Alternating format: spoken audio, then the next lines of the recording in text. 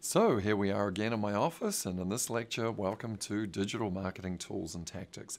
A lot of the material that we're going to go through today is going to be somewhat foundational for other things that we'll talk about and work on as we go through, so hopefully this will give us a good grounding and a good start.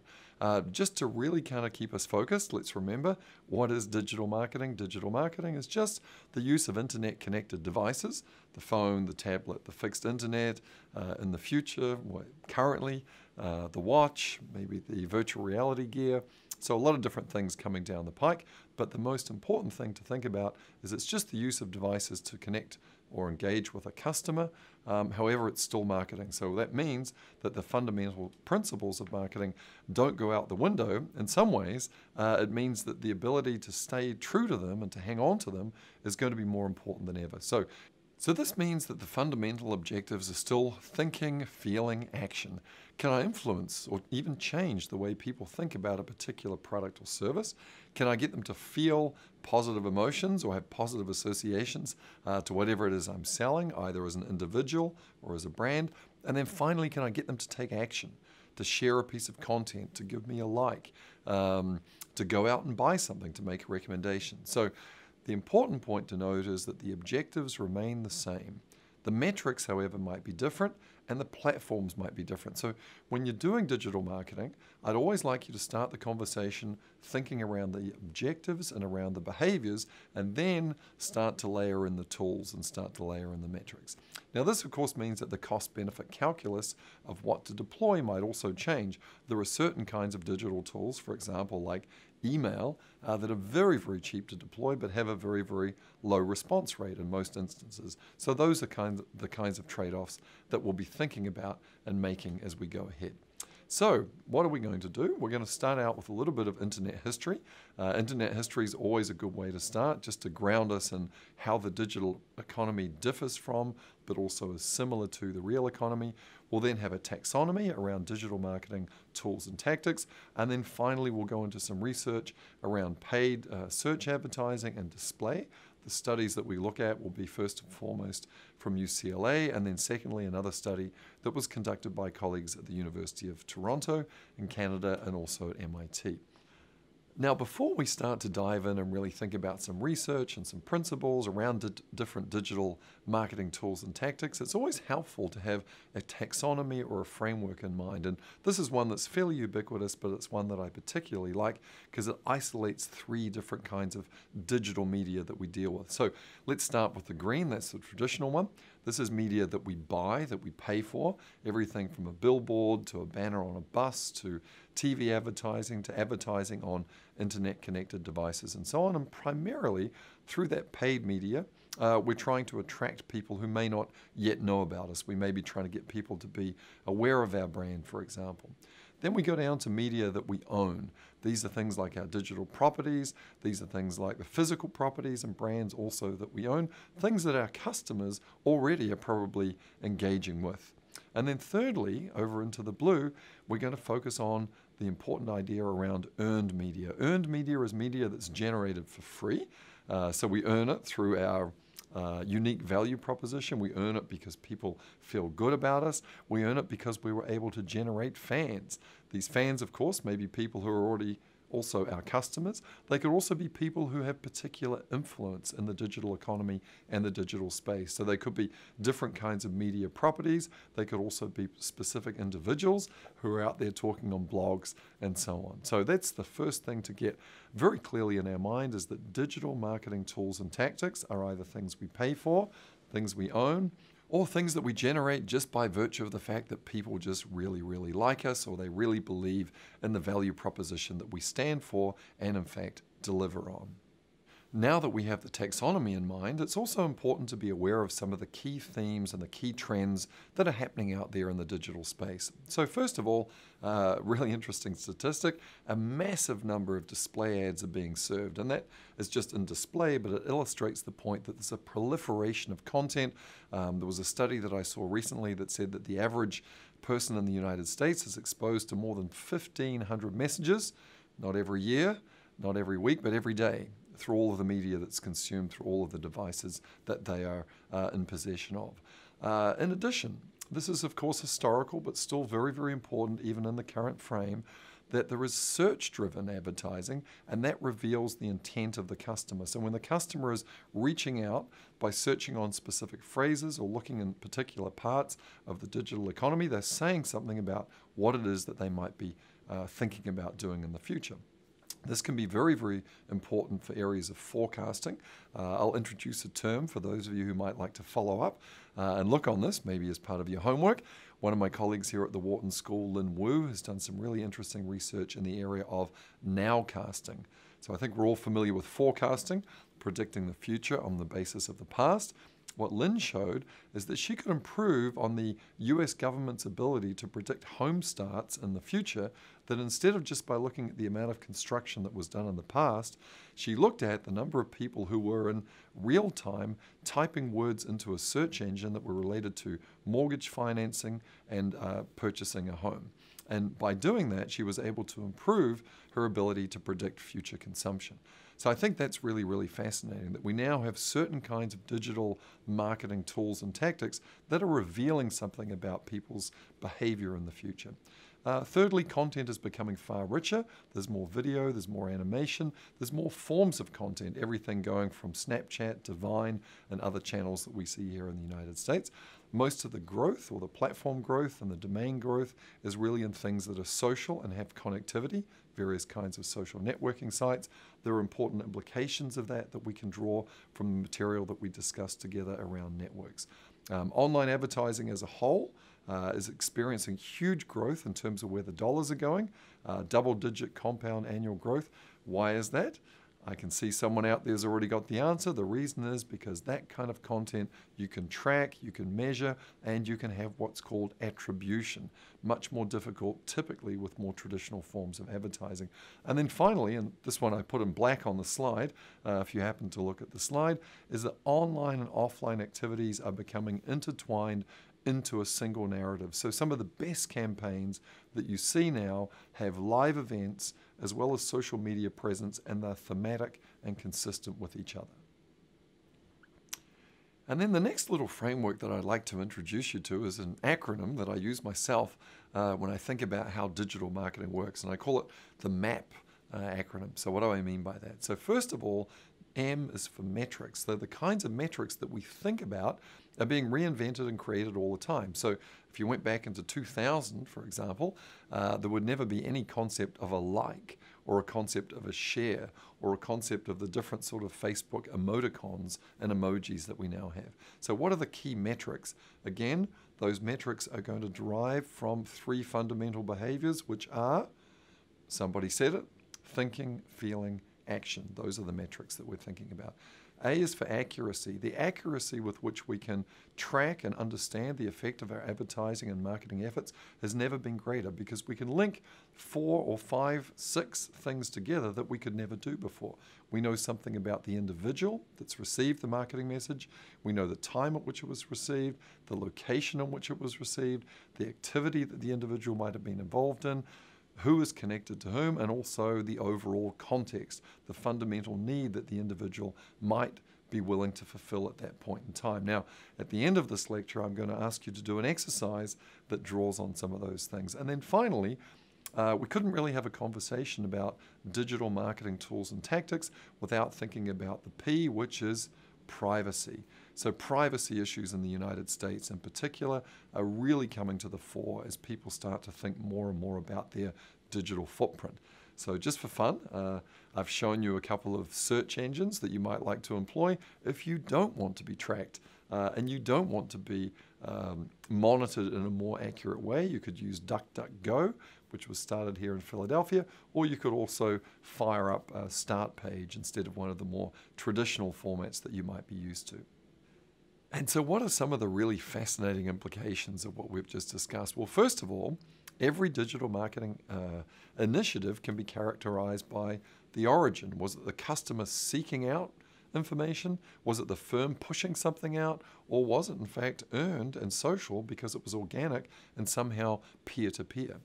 We also want to think about the trigger or the component of the consumer decision-making journey or process that we're trying to to influence? What's the flow that the potential customer goes through, and where are we trying to have that influence? And then finally, whether or not the outcome was a success, and what in fact would constitute evidence for that success having taken place. And so now we're at the part of our lecture that for me is always really fun, where we get to think about and share some really fundamental principles based on academic research, and academic research that really comes to life in the real world. And that's kind of the academic research that I tend to prefer, because it's very, very useful and tends to have a fairly long shelf life. So the research I'm going to focus on is done by some colleagues out at UCLA, and we'll get into that in a moment. But before we do, let's just have clearly in mind the difference between organic search and paid search. So let's start with organic search. So in organic search, this is where the rankings of websites and inclusion in a search is relatively unbiased and depends, if we think about the largest search engine, Google, on the famous PageRank algorithm. So when I go and I type something in on my phone or any other device, let's say I'm looking to buy a new mattress for my home, and the product that comes up first in organic search was deemed to be the product or service that the search engine provider thought was going to be the best fit for me. And then secondly, we want to think about paid search advertising. This is where the advertisers are paying money to the search engine platform to bid on particular words that they think that customers might be using in the search process. And what ends up getting to the top of the paid search component of the search site depends on how much has been bid on those particular phrases and words. So there's going to be some fascinating research in a moment that we'll share about how that works and how we should be thinking about that. Now, if you have the time to do so, it's going to take about 8 or 9 minutes. I'd also really encourage you to check out, either at the beginning of our session or maybe on a break now, the video that's there that's going to be provided, that's Hal Varian, the chief economist of Google, also a former professor, talking about how the Google auction works. And it's an absolutely fascinating video, because it shows in very, very simple terms the notion of a second price auction. I'll let Mr. Varian say more about that, adjusted by quality. So a second price auction is an auction in which you don't pay the amount of money that you bid. So if I bid on the particular word Kiwi, because I happen to like New Zealand, and I bid the highest amount for Kiwi, let's say $10, and the number 2 person was my friend Kat behind the camera there, and she bid $8, well, I'd only have to pay the 8 because I won the auction and she was the second highest. However, Dr. Varian and, of course, the colleagues at Google realized that you wouldn't want to run an auction where you just allowed the person with the deep pockets to bid up the price of certain words. And why is that? I'll let you think about that for a moment.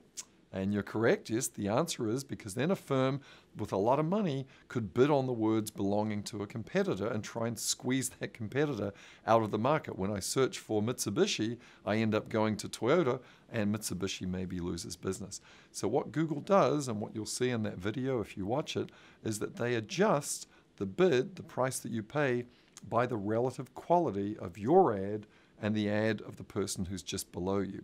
And the way the formula works, you'll see it if you watch the video, is if the quality of my content that I serve up is higher than the person below me, that $8 that I would have paid gets scaled down.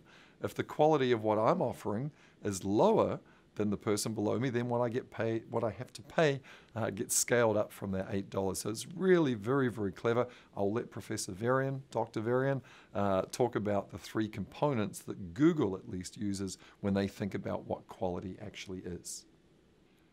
Okay, and now let's get into some research around search. So we're seeing here the familiar search engine of Google. I'm just showing a screenshot. You could also look at it on any of your devices. And of course, we've all done this. We've typed in a keyword. Once that keyword goes in, there's a bunch of stuff happens in the background, and we end up seeing things. Now, what do we see? We type in, for example, lodging Los Angeles, as I've shown here on the screen. We see some links that are organic, that the provider of the search engine has decided we should see based on their own internal perception of the map between what's being offered by that provider and what it is that we're actually looking for. And then we see the sponsored or feature links that the companies have been paying for. We also notice here again in the paid and organic search results, we can see that there's an implicit ranking involved. Now, this is important because we might understand or believe, for example, that where we are in the process, first, second, third, fourth might affect the chance that somebody actually clicks and the chance that our efforts, if we're the firm, are in fact profitable. Now, before I go on and I show you what the academic research suggests, gosh, it's a bit hard to say search and research in the same sentence, but okay, there we go. So if you think about the academic research results, which I'll show you in a second, imagine that you were paying for particular words and what you were offering was showing up at number 3. Would you be better off at number 4 or number 2 or number 1? What do you think? Okay, so I'll let you think about where it's better to be in the rank, and then I'll share some results, some intuitive, some less so, just in a moment. So now this is rather fascinating if you think about the research findings. So when it comes to organic search, most people look at the top 3 links. A few of them look at 4, 5, and 6, but once you get beyond 10 or off the first page, particularly on your, I won't show you the actual device, but my phone that's sitting there, then the drop-off occurs even more quickly because the real estate on that device is fairly small. Same thing happens with sponsored links. A lot of people will look at the top link, but then it drops off. So what we see here is we see a decline from, if this is a diagram, first rank, second rank, third rank, fourth rank, and the y-axis here would be the probability that someone clicks. Typically the click probability declines. That means there's a higher chance that somebody will click on the first link compared to the second. The third will be lower compared to the second, the fourth, and so on down. Now that doesn't necessarily mean, I'll just repeat that, and so on down. Now that doesn't necessarily mean that if we are the firm or the advertiser or the person who's trying to attract customers, that we should always want to own the first position. There are at least 2 reasons why we might not want to own the first position. I'm going to explain those in a moment.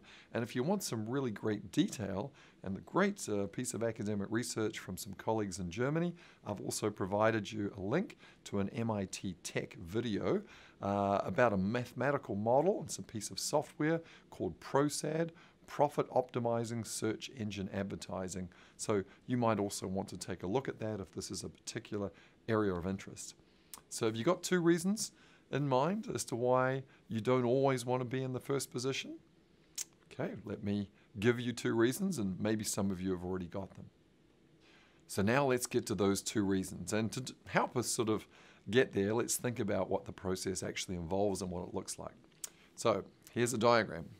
Here's the y-axis. This is the click-through rate, higher click-through, lower click-through, no click-through. The x-axis here is the rank or the position that we're in. So the research suggests that if we're in the first position, we're more likely to get clicked on. Second position, less likely, and so we have a downward sloping trend here. Now, what are those 2 reasons that being in the first position may not be the most profitable? Well, in addition to having a higher chance of being clicked on if we're first, we might also have to pay a higher cost to get there. So when you actually take the cost and the benefit into account, this is what goes on in the ProSAD video that I recommended to you, you can find conditions under which you're actually better off from a profitability point of view if you're in a lower position than the first position. So that's the first one, sort of an economic reason that we can imagine. The second one is quite interesting too. It's more of a marketing reason, and this gets behind the psychology of the kinds of people who click on the first position compared to second, third, and fourth. So one of the best buzzwords that was ever introduced to marketing that we use all the time is the idea of heterogeneity. Heterogeneity, people are different. So people who are clicking on the first position, on average, might be more casual, might be more like window shoppers, whereas people who are clicking on the third or the fourth rank position might have a much higher intent to buy. So if my friend Kat behind the camera and I both type in new sneakers into Google, I just happen to click on the first thing because I'm not really that serious about buying sneakers right now, whereas Kat deliberately knows exactly what she wants, she knows the brand, and she goes way down into the 5th or the 6th. And so now that we've looked at the study by our German colleagues, and I really hope that you do watch the video as well, let's switch now to the west coast of the United States and look at some really fascinating research that was conducted by colleagues at UCLA. And that what they wanted to understand was the relative profitability of bidding on a generic phrase, something like hotels LA, lodging LA, if I'm a particular firm, in this case, let's imagine I'm the Hilton, as opposed to bidding on my own particular brand name, Hilton or Hilton LA. Now, if these two phrases differ in cost, which of course they do, how then should the firm allocate the money? So I'm going to show you a slide that's got some numbers that was just taken from the academic study to sort of emphasize this point. So you see at the top of the slide, the generic word, Hotel LA, has a pretty low CTR, that's click-through rate, pretty low conversion rate as well, and it implies a relatively high cost per sale. The authors figured out that for Hilton to ultimately catch a customer by bidding on the word Hotel LA, it might have cost them about $50 to do it. Could still be profitable if the person is staying long enough in a particular property. However, when they bid on their own brand, Hilton LA, the click-through rate is much higher, the conversion rate is higher, and the cost per sale is also relatively low. So if you combine those two pieces of information that I just showed you, $50 to acquire a customer here and $3 to acquire a customer here, you might say, gee, that's a ratio of about 17 to 1.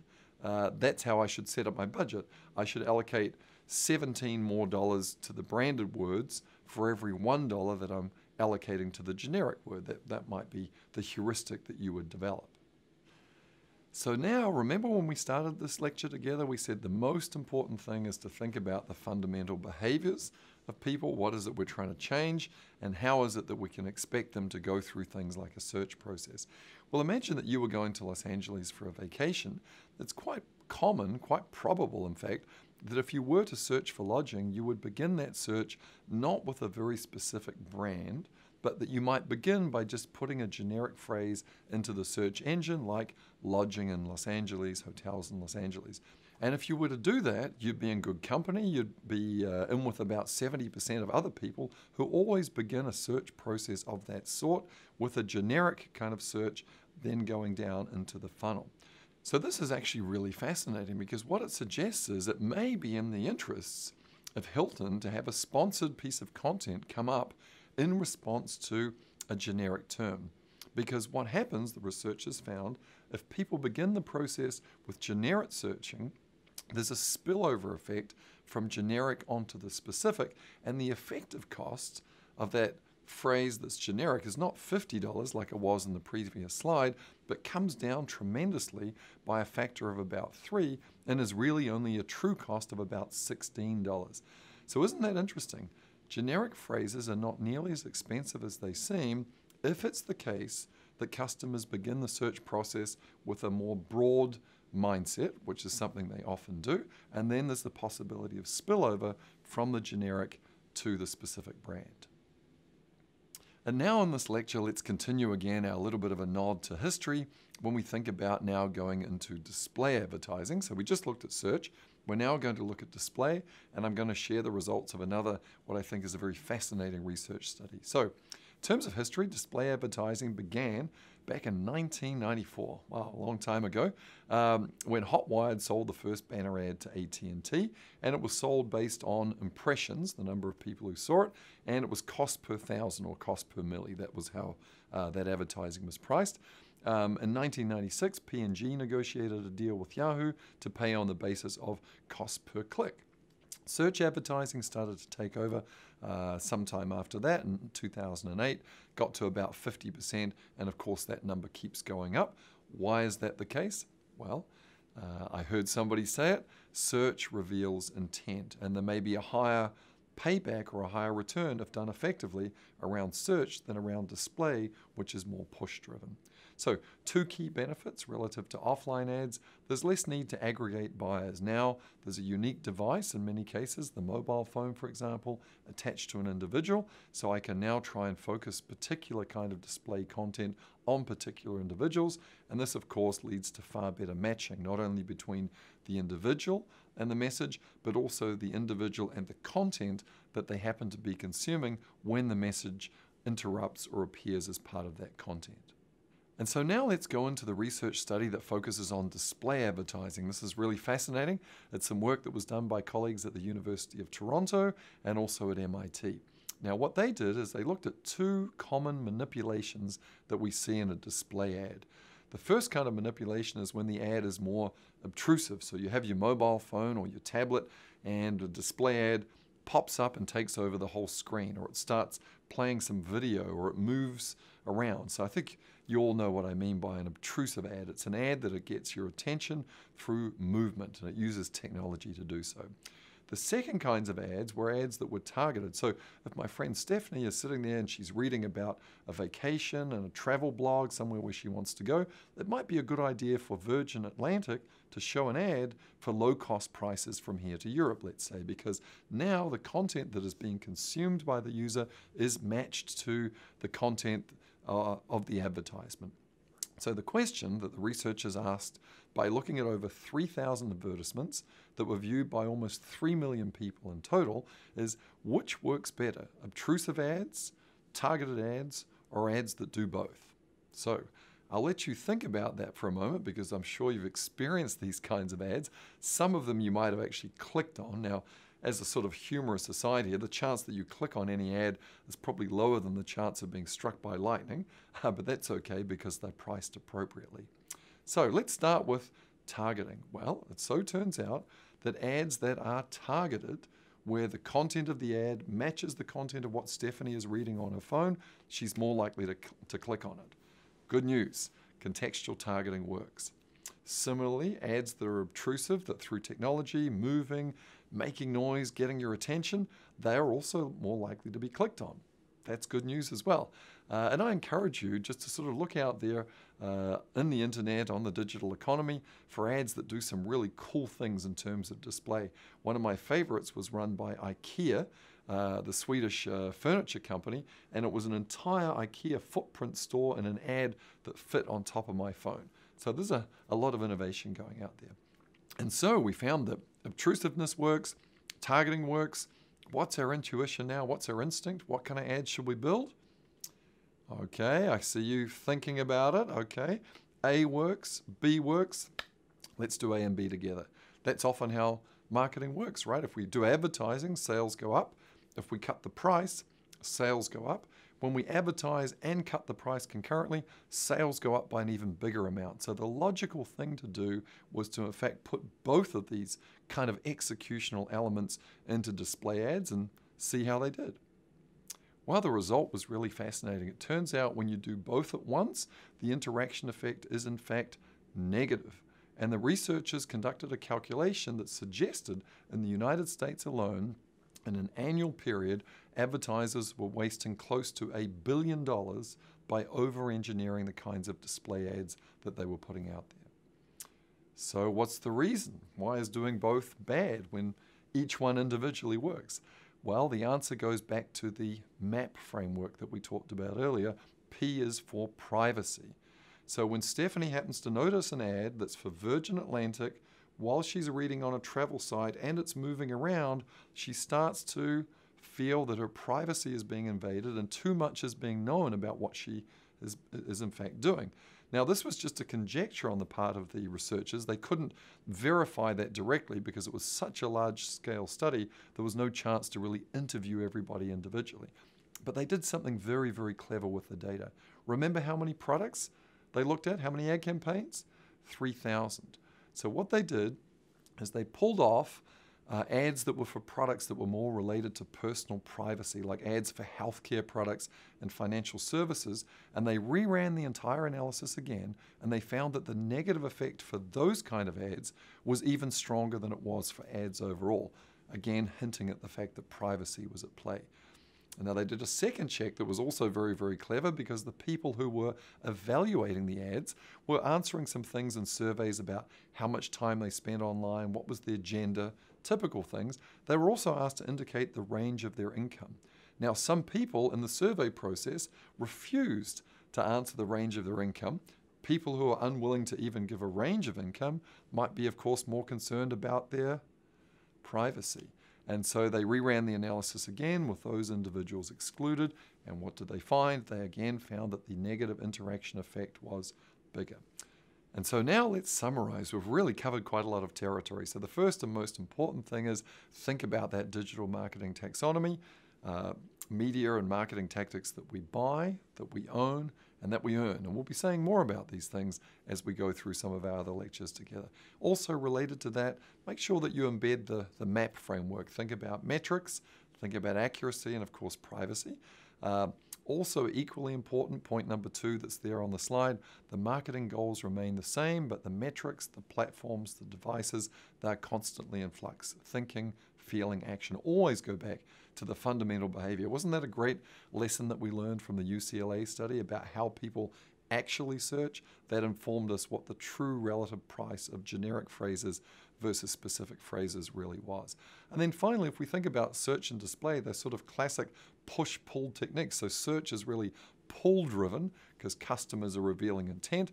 Display is much more push-driven. I'm trying to figure out that if I show Stephanie that ad while she's reading a travel blog, she might be more likely to respond to it and enjoy consuming something from my brand as a consequence.